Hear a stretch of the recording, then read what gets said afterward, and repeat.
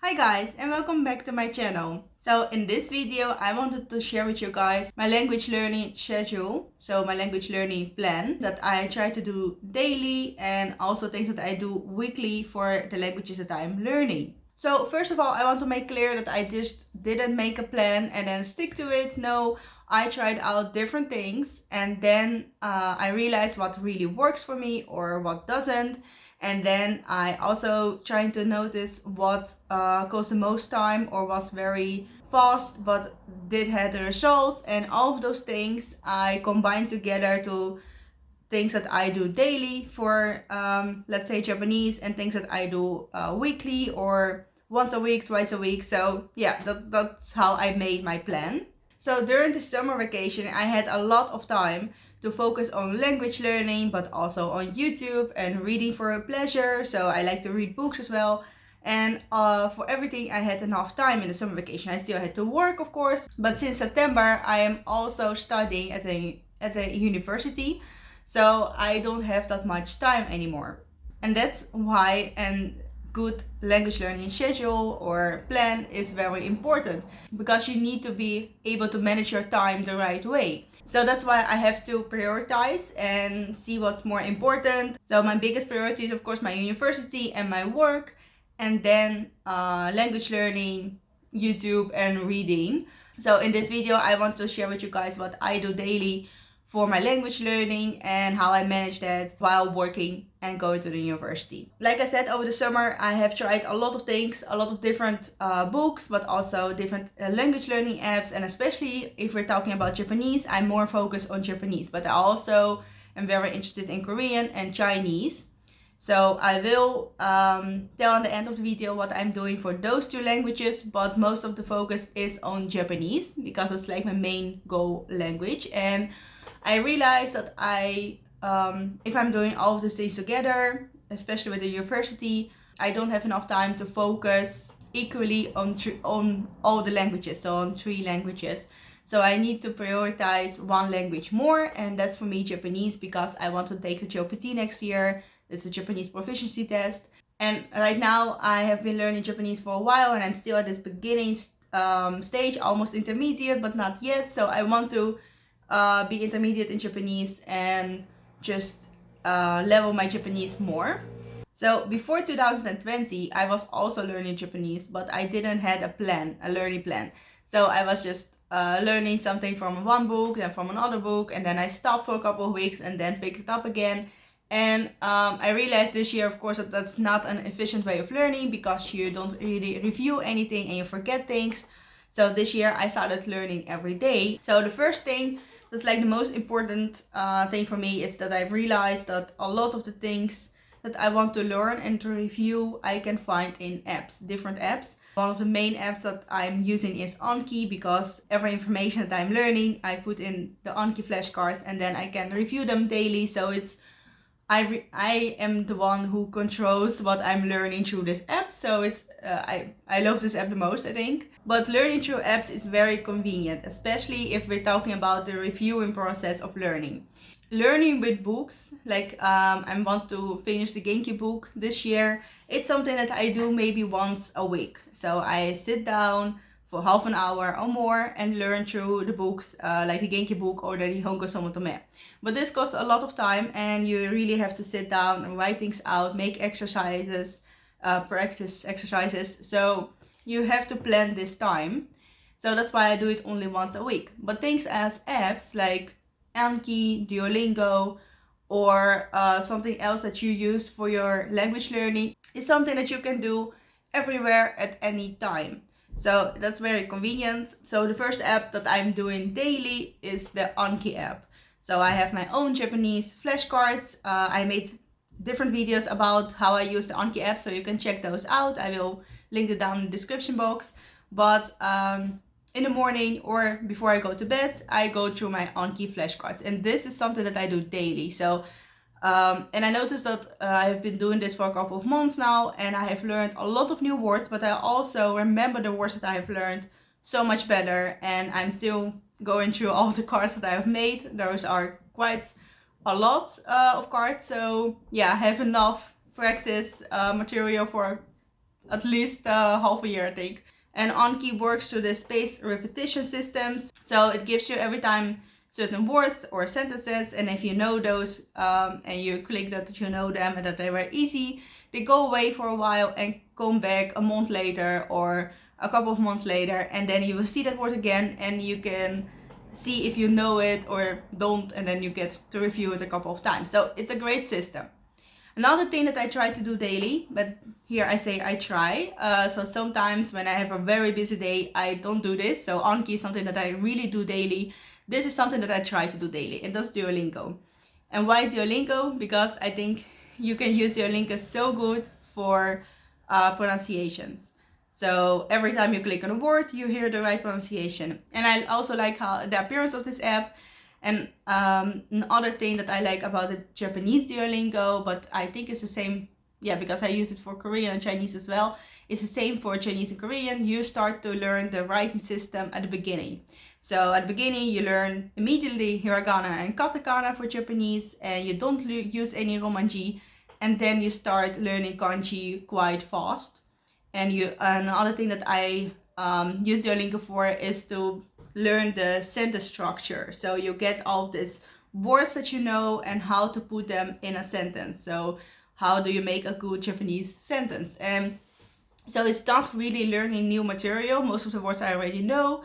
It's more, but sometimes I do learn new kanji, but it's more like reviewing and putting sentences together. So I try to do this daily as well, and what's so great about Duolingo is the fact that every time you don't do it, you get this notification, and you also can, you have like this list of people that are above you with their points and below you, and you want to earn more points. And yeah, I think it's a very great system, and it keeps you motivated. So yeah, that's why I like it. And then the third thing that I try to do daily is reading in Japanese. And that's a little bit harder because you have to put in more time into reading. But for this, I also try to use an app. So I do also read books like the Japanese graded readers, which is very great for beginners. I also made a review video about this, but I also use the Satori Reader app. Satori Reader is an app where you can read small stories, but also articles and just dialogues, and you can click on the words that you don't know, and they will show you the right translation, but you also can hear the pronunciation. You can see the translation of the entire sentence, and if you want to remember certain words, you click on them and you put it on your own like learning list. And then the next time you review those words, you will also see the sentence that you have seen this word before. I use the free app, but you can also upgrade it, of course, and pay for it monthly, but I only use the free version, and I think even the free version has a lot to offer. I would recommend to you guys who are learning Japanese to use Satori Reader to read more, and it does make reading easier. And I also try to put the words that I have learned in Satori Reader into my Anki Flashcards, but it's not something that I do daily. I try to. But it does make reading easier, and because it's an app, I can also open it when I'm in, like, I don't know, the metro, the subway, or when I'm at work. So it's not something that I have to sit down for. Oh, that's my cat.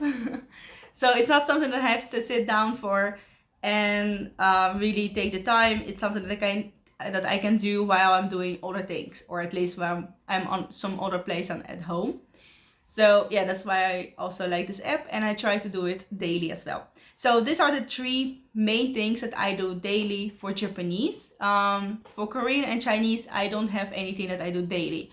So Korean, I have started this year, and I have learned Hangul, but then I stopped for a while, and I use Duolingo at least 2 or 3 times per week to kind of review Hangul and some words, to learn the words along the way. So it's not something that I do daily, and it's not something that I really focus on, but I don't want to forget the things that I have learned, and I'm also learning at a very slow pace new things. And for Chinese, I do the same, but then I don't focus on like learning one specific writing system. So in Chinese, I focus now more on the pronunciation and the tones, and also for that, for the pronunciation at least, I use Duolingo. Those are not the languages that I have my main focus on. but I don't want to forget the things that I have learned this year. And even though I don't have a lot of time for those languages now, I think Duolingo is a great app to kind of review the things that you have learned and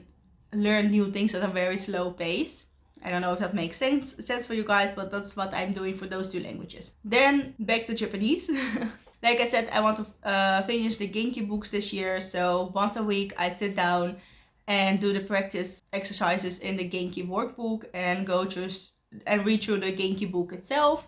Yeah, I think once a week it's not enough, but it's all the time that I have right now to do that. Then another thing that I do once a week, but it's very important, and it only takes me 1 hour and then some review time. So let's say 2 hours. It takes me 2 hours once a week, but I do see results right away. And yeah, I've been doing this for 2 months now, for 1 month now, and yeah, I really like it. So here I'm talking about the Italki app or website.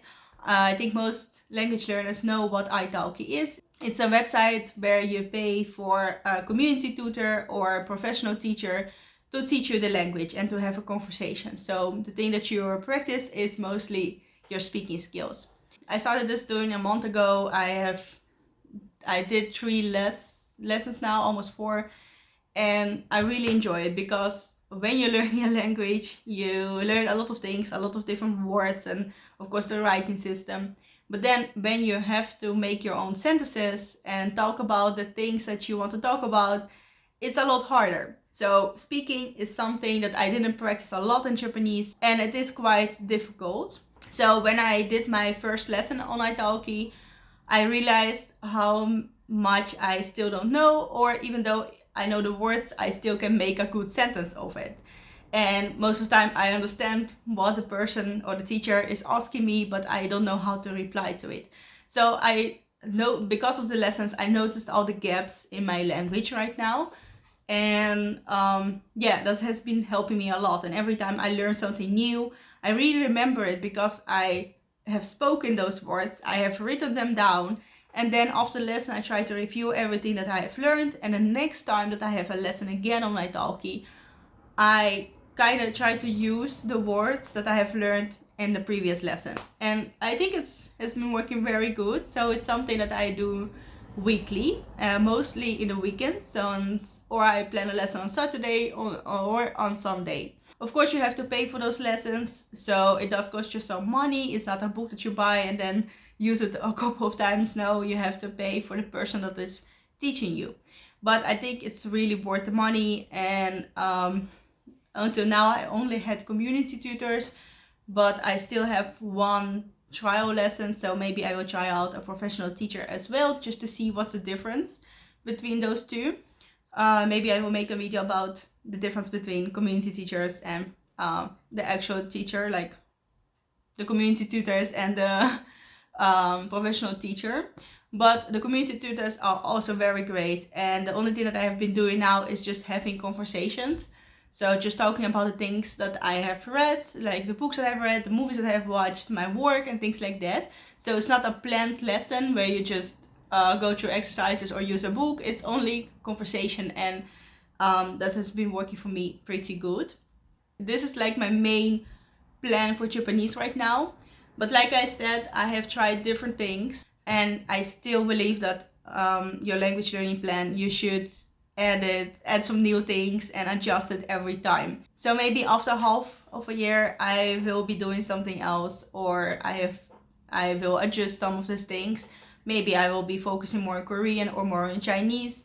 Maybe I will only focus on the GOPT exam when I know when the GOPT exam is going to be in the Netherlands. So yeah, it's a plan that I adjust every time. But for now, with everything, with work, university and language learning, this plan works the best for me. So I have enough time to go through all those apps and just go through the vocabulary that I have learned and want to review and learn some new vocabulary. And I really want to focus more on reading. So yeah, that was it. I hope this will help you guys to figure out what's important for you in your language learning. So I will list down below all the videos that I have made about certain language learning tools that I have mentioned in this video. So thank you guys for watching, and I will see you next time. Bye!